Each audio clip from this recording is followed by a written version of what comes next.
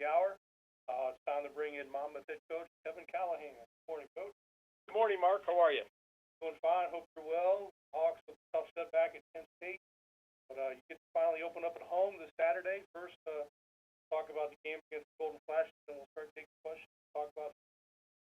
Well, the Kent State game, was a game that, I think we could have done a better job on our end in our own execution. I certainly, wasn't completely happy with the way we played. I think we struggled offensively at times. We had trouble putting drives together. We weren't nearly as consistent on third down as we need as any team in order to be successful. And on the other side of the ball, I didn't think we tackled particularly well. And that's not to discredit anything Kent State did. I mean, they were a physical team. They did some good things. They posed some problems for you. And yeah, we just need to execute what we do at a much higher level than we did in that game. But that being said, we're happy to be back at home. This is the first time we'll be at home this season. So one of the 3 home games that we do have. So our guys are very excited about that. And we know we're going to have our hands full with Charleston Southern coming in here. They're an excellent football team. They're extremely well coached. Yeah, on the offensive side, they're very efficient. They're very methodical, and they play physical football on both sides of the ball. Their defense might be the best defense we've seen up until this point this season. They make it very difficult for you on offense, and that's certainly going to pose a challenge to us. But we're excited about the opportunity. We're excited about this challenge, playing a top-ranked team in the nation, a playoff team, and our defending conference champion.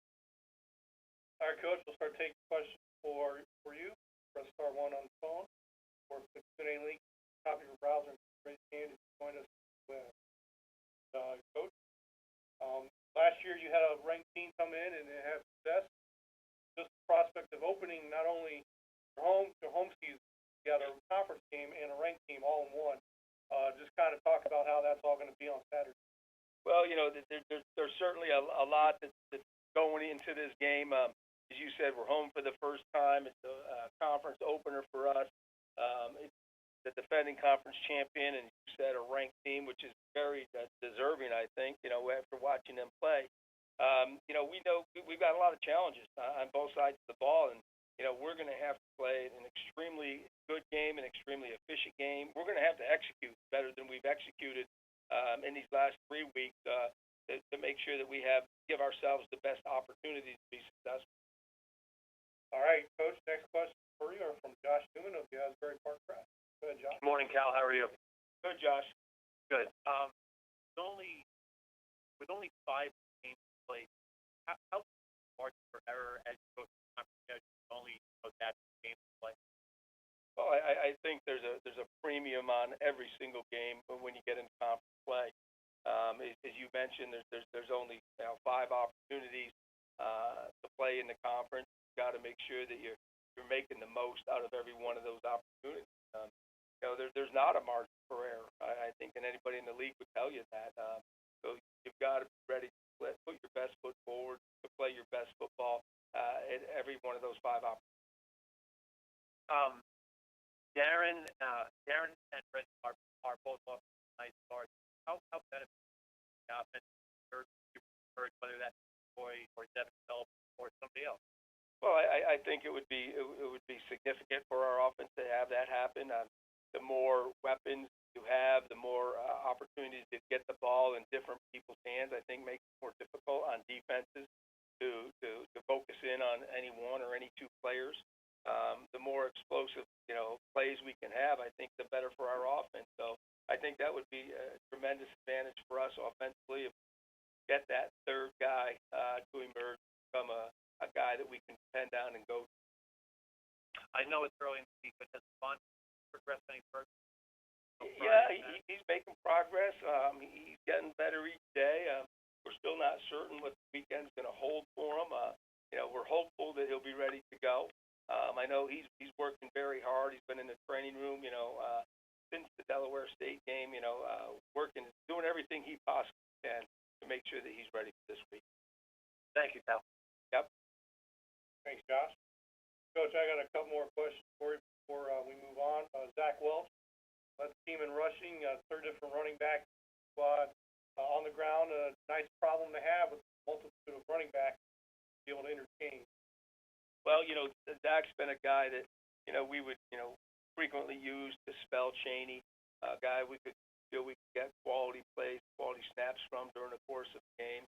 And with Levon being out, it's Zach's turn to step up. And he's got to carry a greater share of the load now. And, it's good to see that he's having some success. We've got to keep him healthy, and we've got to keep Ed Royd, Mel Jones, all those guys got to stay healthy because it's probably going to take all three of them to replace Levon. And quarterbacks both played last week, much the same amount of passing attempts, 20 pitches, Cody. Was that kind of plan, or was there something else that led? No, that was a plan. As I said a week ago, we after the first ball game, it became evident that something had happened to Cody Williams. We had to have our second guy ready to go, and our second guy for Delaware State hadn't ever played in a college football game. So we had a plan in place to go in and get him some plays, and put him in again last week out at Kent State to get some plays and get some experience there, and I thought he handled it pretty well. And last question, home opener talked about. Is anything special planned before the game? Well, yeah, they're going to have a groundbreaking ceremony. As you know, we're our new stadium construction that's actually underway right now. So they're going to have a groundbreaking ceremony with some of the donors prior to the game, about 11:30 or so. And that's something that's a significant thing because having this stadium, new stadium here, is something that we desperately need. We're all excited for, and it's going to be, I think, a good thing to honor those donors who played such a significant part. All right. Well, Coach, that's all the questions that we have for you. Thanks for joining us. Good luck Saturday, South Hope. Thank you, Mark.